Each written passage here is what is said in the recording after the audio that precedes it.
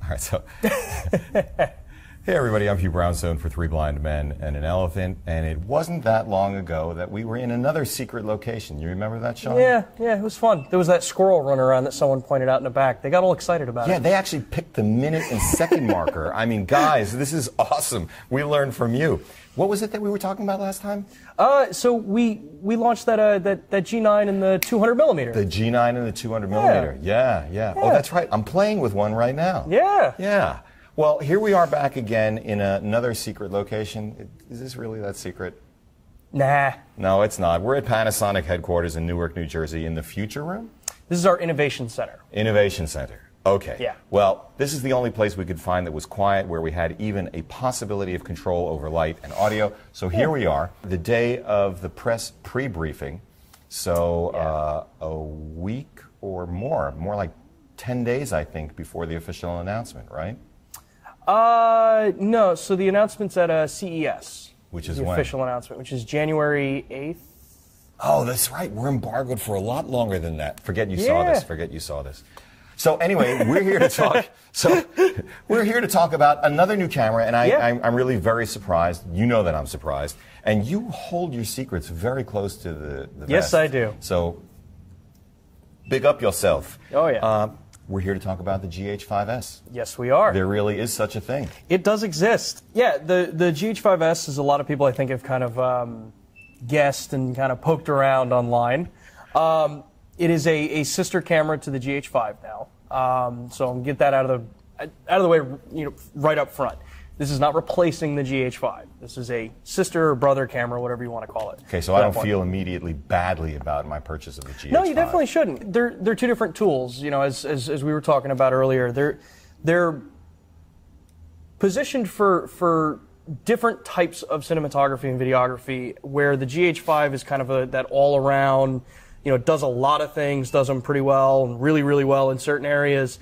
This is designed to basically work incredibly well in low light by comparison to the GH5 and some others on the market. And specifically for video, because correct. One of the ways, and I think this is really an important insight that I had today during the pre-briefing, is that this is not just about the sensor. You don't get to the performance that you do just from the sensor. But with that being said, you are starting with a 10-what megapixel sensor? So it's a 10.1 megapixel, 10.2, it's right in that area. Low light sensor. So this is a brand new sensor. This is not out in any other system. This was for this camera. But we've done a lot of things around that whole concept of larger photo sites, along with some of the technologies that Panasonic has from our broadcast company with the Vericams, and then also what we've known with the GH5 and how it's been used and adopted across the board to tweak this system for low light shooting, as people guess S is sensitivity. Before we get into that, I want to circle back to something you said 10 seconds ago, which is the kind of feedback that you've been getting, because what's interesting to me is that you're talking to DPs. Oh yeah. And high-end DPs at that. So I'm actually going to divert from or digress from the sensor to talk about the one thing that isn't in this camera that a lot of people are going to be interested in. Yeah, stabilization systems in the body can cause vibrations based on frequencies that are picked up through whatever the camera's attached to. So say you're on a car and you have the GH5 is mounted on the side of it and you go over a bunch of potholes and bumps. Stabilization's going to be able to hold on to some of it, but eventually you will be able to overcome the magnetic lock that's basically in place to keep it there.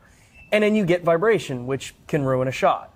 So it's actually kind of doubling back on itself. Is that a good way of thinking about it? Yeah. And it's specific applications, and they typically tend to be higher production is where we got the most conversations about it and discussing. But I've seen people with Ronins, with handheld gimbals, where the mounting position for the camera can actually cause vibration as well if it's not balanced properly, and then that can translate into the stabilization as well. If you hit a certain frequency, you can actually loosen up the stabilizer. And most people pointed out that it hasn't really been seen in the GH4, which didn't have a stabilized sensor. It was something introduced with this, Yeah. So I want to give you and the Panasonic team credit because you are taking decisions that are not obvious. It's not at all, or it wasn't at all obvious to me why you would ever want to let go of Ibis, especially because the GH5 has such great Ibis, and in the short time I've had the G9, it really is even better. Oh, yeah. And so that's a, what are you doing, guys? But as we spent more time with it, and we'll talk about this a little bit more, I came to understand it. So actually counterintuitive, but I think it's still the right call. Yeah. Then when we talk about the GH5 being a great all-around hybrid camera, capable of doing it all, the G9 being more photocentric, the thing that makes the GH5 so interesting to me and so good for me as a true hybrid shooter is fantastic video, and as I said in the original review and naming a camera of the year 2017, you're welcome, it is a darn good stills camera. Oh, now, in this case, another interesting choice. The GH5s is shooting 14-bit RAW in a 10 megapixel sensor. So let's talk about that. A lot of people have been asking about 14-bit RAW in the cameras, and I hear you that the 5 and the G9 can't do 14-bit RAW, but it's a sensor and megapixel thing with processing power. It all goes back to what is overall in the system and what the cameras can do. The new sensor being less overall information to have to process opens up more flexibility. You know, we put a ton into the cameras across the board.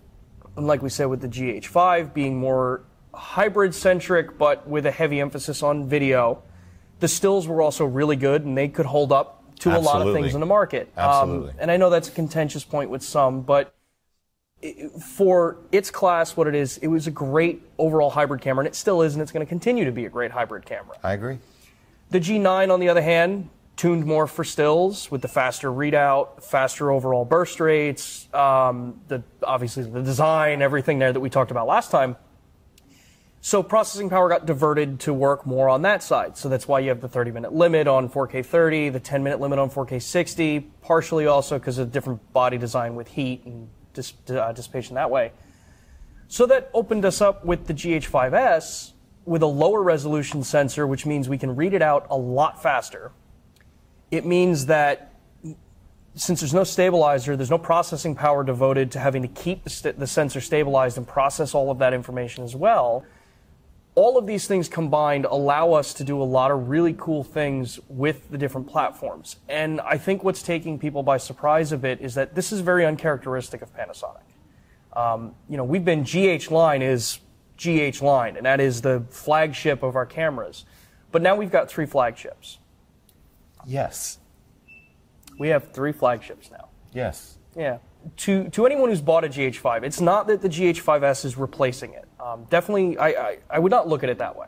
I have to say, I don't look at it that way. It was interesting because during the briefing, you guys trotted out not only still images, which I thought was brave with a 10 megapixel sensor. They looked great, although they were only 8 by 10s. Yeah. But what was really interesting was the video footage. How big was that screen upstairs? That was a 105. Now, that was a full HD screen, but I'm a foot and a half away from it. Okay, I was a little bit rude. I mean, I wasn't trying to be rude, but in the middle of the briefing, I get up and went over there, and I'm looking at it, and I was stunned. I was stunned by how clean 6400 and 12800 were compared to what is arguably the gold standard in hybrid, full-frame, low-light shooting. And I asked the question, what bitrate and color space, and what bitrate and color space, and what codec? And the answer that came back was, well, that camera shoots 8-bit 420, which is the best that it can do, so that's the best that it can do. And the GH5s is shooting at 10-bit 422 because that's the best that it can do. In IPB. In IPB, because I asked about that versus intraframe, because really there were significant and to me shocking differences to the GH5s's favor. And at first I'm going, oh, you guys are very tricky. But you had a very interesting and straightforward response, which I now buy, which is it ain't about, as you were saying earlier, any one thing, the sensor per se, the processing, the software algorithms. It's, at the end of the day, what's the maximum that you can coax out of the package? You could have the most amazing sensor in the world, but if your processor can't work with it, then there's no real benefit with it. We're able to do some things that they can't do, and it's the best you can get out of the product. So show both at their best, because when you match certain things, then you start running into issues where, well, it's not really the same, or because bit rate's not the same, or color space is, and you can never really match them. Yeah. So I guess we're segueing into dual native ISO? Yeah. All right. Seems fitting. Seems fitting. Lay it on us. So, just like we were saying, with processing and the technologies that Panasonic have, not just in the Lumix products, but also in our Varicam products, we have what's called dual native ISO.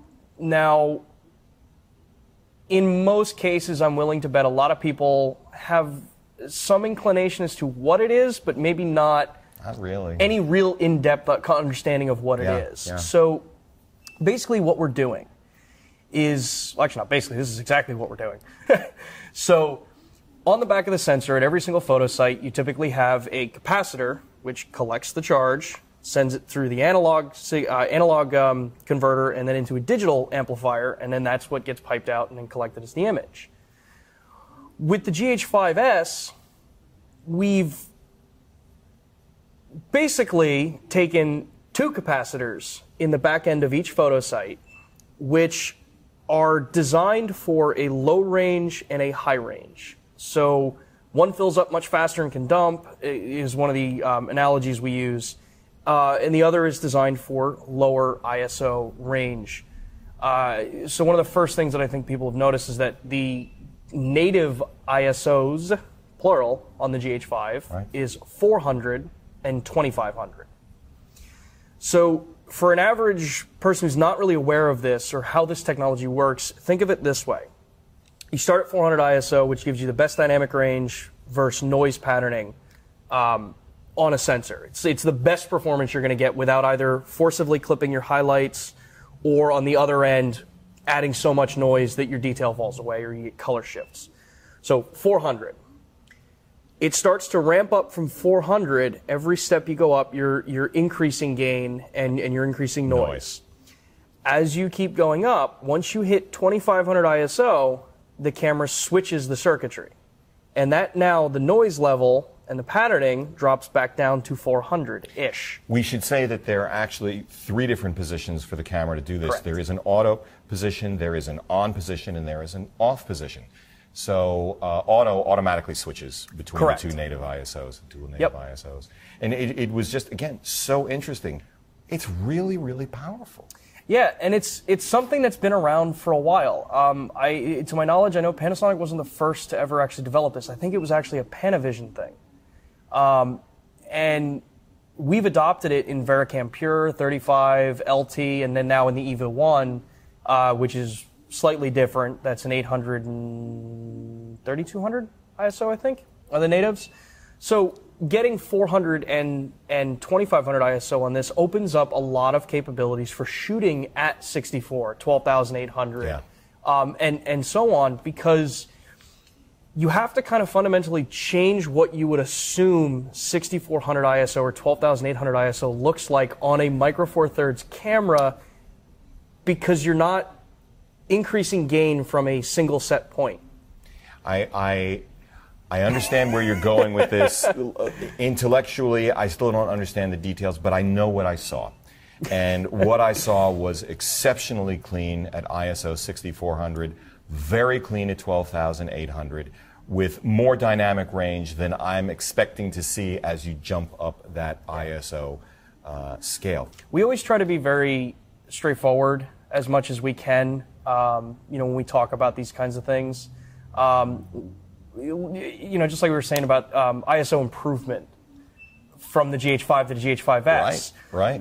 Conservatively, it's a stop and a half, but we're conservative on it. So you should be seeing at least a stop and a half of ISO improvement, and you may feel different. Well, so I was actually checking in with other journalists there because I started to get really excited, and when that happens, I want to tend to pull myself back, but it looked to me As I said before, you shared with us that 1.5 stops. It looks like about a 2-stop improvement to me. Yep. And that's really phenomenal.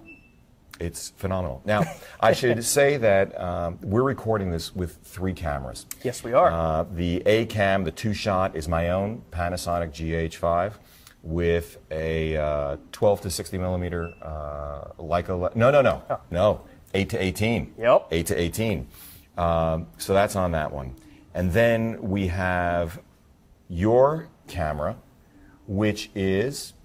That is a GH5s. Okay, and one of the things that we did, so last time we were together, we had a second camera shooting tracking. It didn't work so well on autofocus. Like if I'm like this, hey, please work. Did that just work? Please make sure that works. Did that just work?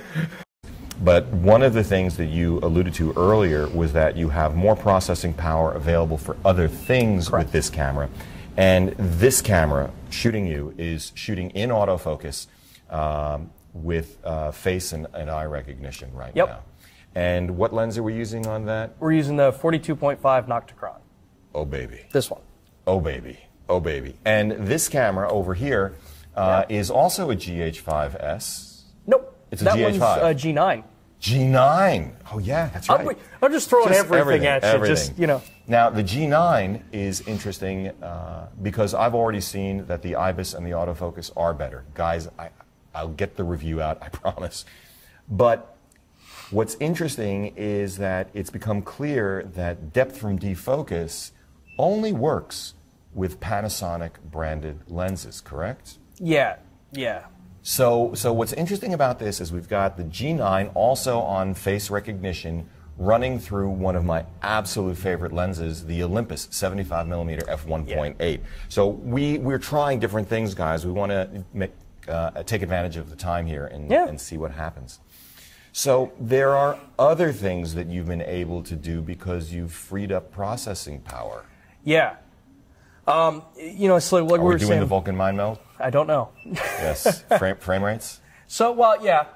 There's definitely the frame rate improvements. With the GH5s,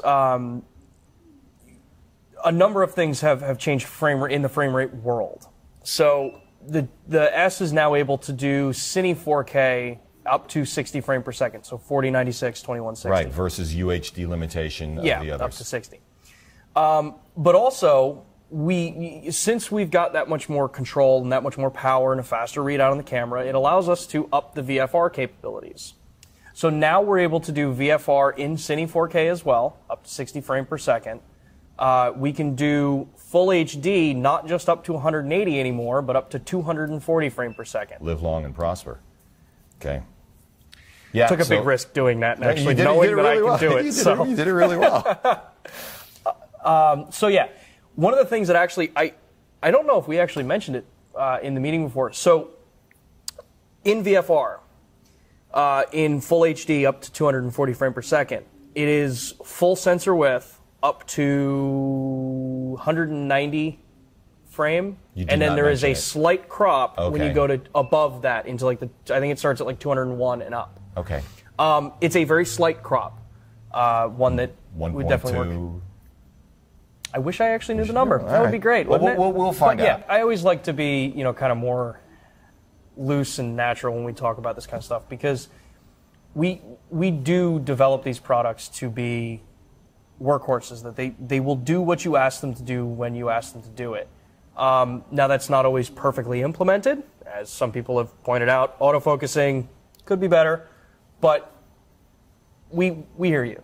And development on this camera, I mean, we kept everything that people really, really, really liked on the GH5. It's true. Save for the Ibis. I understand everyone really, really loves the Ibis, and I really like it too. And especially because a month ago you changed the bar, you raised the bar. Yeah. I am way behind on my reviews. I've had the G9. You guys have lent one to me. I appreciate that. I haven't spent enough time with it, but I have spent enough time with it to see that the 6.5 stops of stabilization is real, and it makes a difference. And then you didn't put it in the GH5s. But I understand why. Okay, all right, I get it. with the 5, when we talk about also like things that are different between them, so the GH5 to help kind of what really puts it more into the fact that it is a higher level camera than the GH5. GH5s is a higher level camera than the GH5. I knew what you meant. Yeah. Like things like Vlog-L is pre-installed in the camera. You don't have to go through the process of activating. I hear you. So it's there. You still have your waveforms, like we said. You still have D-squeeze for anamorphic. You still have LUT previews, all that kind of stuff. It still shoots hybrid log gamma, and it shoots it in true 10-bit, so you're actually getting the proper spec'd out BBC and NHK for HDR. So it is shooting true HDR. And it's all of that stuff has been kept, just improved in some of the areas where, we took our lumps, and this is what comes out of it. And here we are. Yeah. Well, I really was so struck by the improvement in image quality in video. Yeah. Really, it's fascinating because 10 megapixels really takes it out of the running for high-end stills camera. Although, as we've discussed before, a 12 megapixel iPhone is good enough to have a billboard covering 2 of the tunnels, above 2 of the tunnels of the Lincoln Tunnel. Oh, yeah. Because, as we've said so many times, it's not just resolution, it's also display size, display distance, and then how you choose to sharpen. Yeah. Because what you see up close and looks horrible sharpened from 100 yards away looks fantastic. Yeah. Is the GH5s going to be the first camera that someone picks up for stills? Probably not. I would argue that definitely not. Yeah, I would argue that I would pick it up first of mind in certain situations. If I'm shooting a band, I would much rather take this because I know low light's going to be a challenge. I would much rather be able to shoot at that higher ISO. And you're not going to put it up. And I can sacrifice resolution in that case. Yeah, because you're not putting it up over the Lincoln Tunnel. Yeah. Well, even if I was putting it over the Lincoln Tunnel, I probably don't have to worry about what anyone thinks about what camera I shoot with. So at that point, take a hike. Shooting a concert, you're dang right I shot it on that. I'm so excited, and I can't wait to see what people can create with this one. I've seen some amazing things come out of the GH5, and I've seen people push it where, some others would have not wanted to push it and grab something that is, designed for low light. I really think the GH5s is going to find a home in a lot of people's kit. Absolutely. Because it's really I always keep going back to this. It's that we develop products for the community. It's an amazing community that a lot of people look at as shrinking or getting harder and harder to work in, but that gives us more reason to want to develop a product that people love, that people want to get behind, that people want to work with. That's why we work with people across the board, from YouTube vloggers all the way to cine DPs, because everybody has a creative vision, everybody has content that they want to create. I don't care where the output is. If you're putting it out on YouTube, if you're doing a daily vlog, awesome. I want my camera to be the one in your hand, and I'll do whatever I have to make sure that it's what you pick. If you're a DP, I want to see my camera on the next set of the next, big movie. Well, and one of the most important ways that you help get your camera or cameras into people's hands is how you've priced them. So let's talk about that. Yeah. So the GH5s is going to come in at $2,500, so $2499.99 in the U.S. Yeah. I'm glad you clarified that. $2,500. Yeah. There you go. That's better. And it's going to ship in the United States either the last week of January or the first week of February. So by the time people see this, announcement and ship within about 30 days. Which is fantastic. Which is also very different from us. G9 was announced November and ships in January as well. Yeah. So. Yeah. Well, look, there is so much about the risks that you've taken with these two cameras. I applaud you for them. Your choices are, if not counterintuitive, against the grain of trends that are going on in the industry. With the G9, it's the assertion that, hey, 20 megapixels is all you really need, even if you're shooting the cover of Sports Illustrated or National Geographic. I happen to agree with you, but I think that's an uphill battle. Oh, yeah. In the case of the GH5s, what you're basically saying, and you're putting your money behind it full force, is that a micro Four Thirds sensor can be a low light beast. And I will say, again, on a very limited sample set, questions still to be answered, I think you've achieved it. Thank you. Well, thank you, Sean, for having me here in this innovation center at Panasonic headquarters in lovely Newark, New Jersey. Yeah, man. And I hope I'm not here in another month with another camera, but if that's the way it is, cool. Yeah. You know, there's one thing missing I found. There's no squirrel running up behind us this time. Well, there were a couple of guys back there. Yeah, there were. Does that count? I wouldn't call them squirrels. Nuts? No. No. I'm nuts. No, you are not. You are not. Well, that's it, guys. For Three Blind Men and an Elephant, I'm Hugh Brownstone, Sean Robinson from Panasonic, and I really enjoy these conversations. It's always I enjoy fun. you, man. I enjoy Thank you.